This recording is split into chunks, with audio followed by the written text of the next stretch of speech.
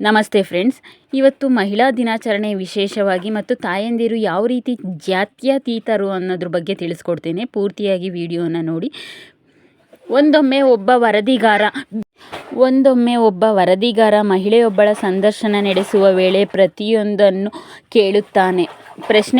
ಕೇಳುತ್ತಾನೆ. ಅಮ್ಮ, ನಿಮ್ಮ ಜಾತಿ ಯಾವುದು? ಪ್ರತಿಯಾಗಿ ಆಕೆ ಮರುಪ್ರಶ್ನೆಯೊಂದನ್ನು ಅವನಿಗೆ ಕೇಳುತ್ತಾಳೆ.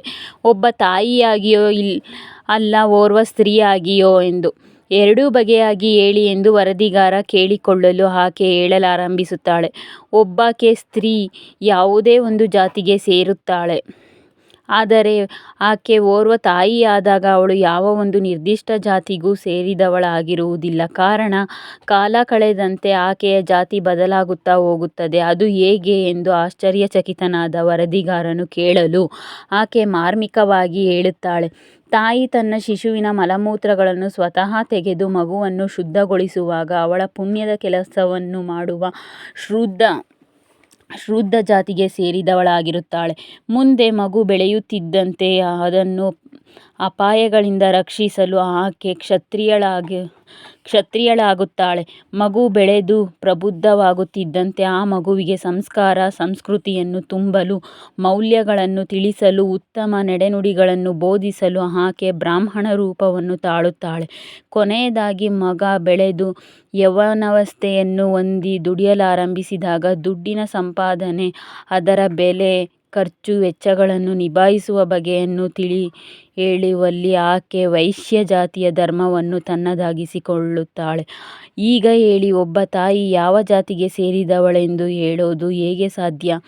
ಹೌದು, ಈ ಜಗತ್ತಿನಲ್ಲಿ ಎಲ್ಲ ತಾಯಂದಿರ ಜಾತಿ ಒಂದೇ. ಆಯಾಯ ಕಾಲದಲ್ಲಿ ಅವರು ನಿರ್ವಹಿಸುವ ಕರ್ತವ್ಯಕ್ಕನುಸಾರವಾಗಿ ಅವರು ಎಲ್ಲ ಜಾತಿಯವರ ಗುಣಸ್ವಭಾವಗಳನ್ನು ತಮ್ಮದಾಗಿಸಿಕೊಳ್ಳಬೇಕಾಗುತ್ತದೆ.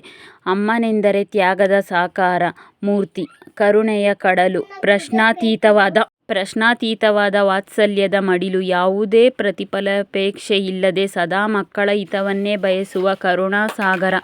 ದೇವರನ್ನು ಪ್ರತ್ಯಕ್ಷವಾಗಿ ಕಾಣಲಾಗದ ನಾವು ಅವನನ್ನು ಅಮ್ಮನ ರೂಪದಲ್ಲಿ ಕಾಣುತ್ತೇವೆ. ಅದಕ್ಕೆ ಮಾತೃದೇವೋಭವ. ಹಾಗೆ ನೋಡಿದರೆ ಕವಿ ದಿನಕರ ದೇಸಾಯಿಯವರು ಬರೆದಂತೆ ದೇವರಿಗಿಂತ ತಾಯಿಯೇ ಮಿಗಿಲು. ಏಕೆಂದರೆ ದೇವರ ಮೊಲೆಯಲ್ಲಿ ಸಿಗಬಹುದೇ ಅಮ್ಮನ ಎದೆಯ ಹಾಲು.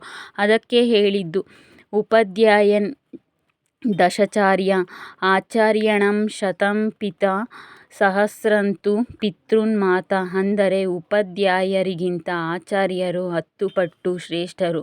ಆಚಾರ್ಯರಿಗಿಂತಲೂ ತಂದೆಯಾದವನು 100 ಪಟ್ಟು ಶ್ರೇಷ್ಠನು.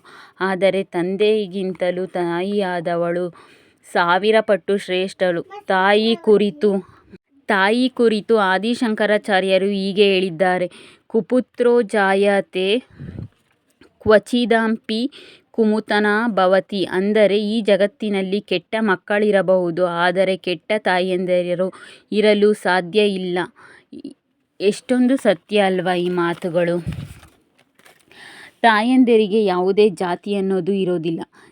ಅವಳು ಜಾತ್ಯತೀತವಾಗಿರ್ತಾಳೆ. ಮಹಿಳೆಯರಿಗೆ ನಾವು ಏನೇ ಹೇಳಿದ್ರೂ ಸಹ ಕಡಿಮೆನೇ. ಅವರಲ್ಲಿ ಅಗಾಧವಾದ ಶಕ್ತಿ ಇರುತ್ತದೆ. ನೀವು ಎಲ್ಲರೂ ಸಹ ಮಹಿಳೆಯರನ್ನು ಗೌರವಿಸಿ ಅವರಿಗೋಸ್ಕರನೇ ಒಂದು ಸ್ಥಾನಮಾನವನ್ನು ಕೊಡಿ ಅಂತ ಕೇಳ್ಕೊಳ್ತೇನೆ. ಎಲ್ಲರಿಗೂ ನನ್ನ ಕಥೆಗಳು ಇಷ್ಟವಾದಲ್ಲಿ ದಯವಿಟ್ಟು ನನ್ನ ಕಥೆಗೆ ಲೈಕ್ ಮಾಡಿ, ಶೇರ್ ಮಾಡಿ, ಕಾಮೆಂಟ್ ಮಾಡಿ. ಎಲ್ಲ ಮಹಿಳೆಯರಿಗೂ ಮಹಿಳಾ ದಿನಾಚರಣೆಯ ಆರ್ಥಿಕ ಶುಭಾಶಯಗಳು. ಇದೇ ಥರದ ವಿಡಿಯೋಗಳಿಗಾಗಿ ನನ್ನ ಚಾನಲಿಗೆ ಲೈಕ್ ಮಾಡಿ, ಶೇರ್ ಮಾಡಿ, ಸಪೋರ್ಟ್ ಮಾಡಿ. ನಿಮ್ಮ ಸಪೋರ್ಟ್ ನನಗೆ ತುಂಬ ಮುಖ್ಯವಾಗುತ್ತದೆ. ಎಲ್ಲರಿಗೂ ಒಳ್ಳೆಯದಾಗಲಿ. ಶುಭ ದಿನ. ಒಳ್ಳೆಯದಾಗಲಿ.